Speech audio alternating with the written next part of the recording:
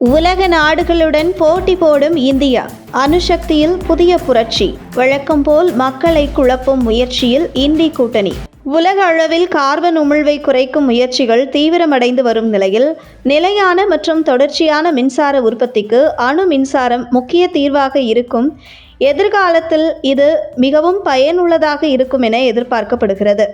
இதை கருத்தில் கொண்டு இந்தியாவின் எதிர்கால மின்சார தேவையை பூர்த்தி செய்யும் முக்கிய சக்தி வளமாக அணுசக்தி உருவெடுத்து வருகிறது.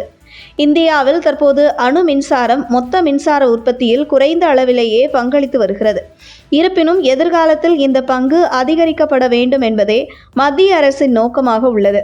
இப்படி தொலைநோக்கு திட்டத்துடன் இந்திய அணுசக்தி துறையில் ஒரு முக்கிய திருப்பு முனையாக கொண்டு வரப்பட்ட சாந்தி மசோதா மக்களவையில் நிறைவேற்றப்பட்டது.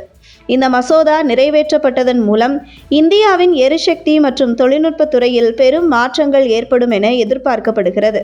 இந்தியாவின் வளர்ந்து வரும் மின்சார தேவையை பூர்த்தி செய்யவும், கரிம உமிழ்வற்ற பசுமை ஆற்றலை நோக்கிய பயணத்தை வேகப்படுத்தவும் இம்முடிவு எடுக்கப்பட்டுள்ளது.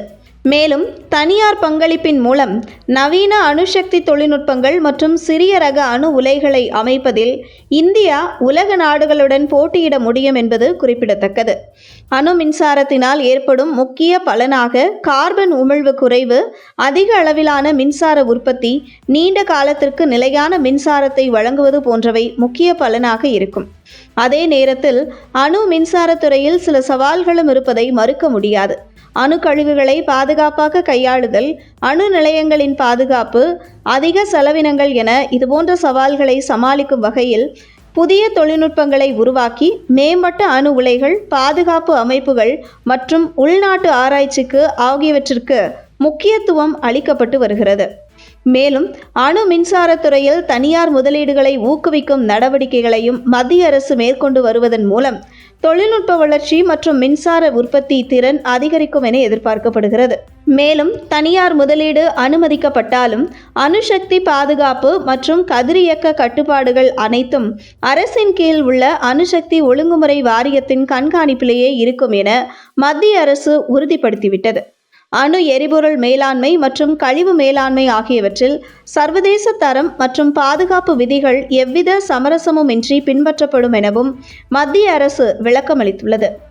இந்தியாவின் வளர்ந்து வரும் பொருளாதாரம் மற்றும் அதிகரிக்கும் மின்சார தேவை ஆகியவற்றை பூர்த்தி செய்யும் வகையில் அணு மின்சாரம் எதிர்காலத்தில் முக்கிய பங்கு வகிக்கும் என்கிறார்கள் நிபுணர்கள். மேலும் சுற்றுச்சூழல் பாதுகாப்பை உறுதிப்படுத்தும் வகையில் அணு மின்சாரம் இந்தியாவின் தவிர்க்க முடியாத ஒரு அங்கமாக மாறி வருகிறது.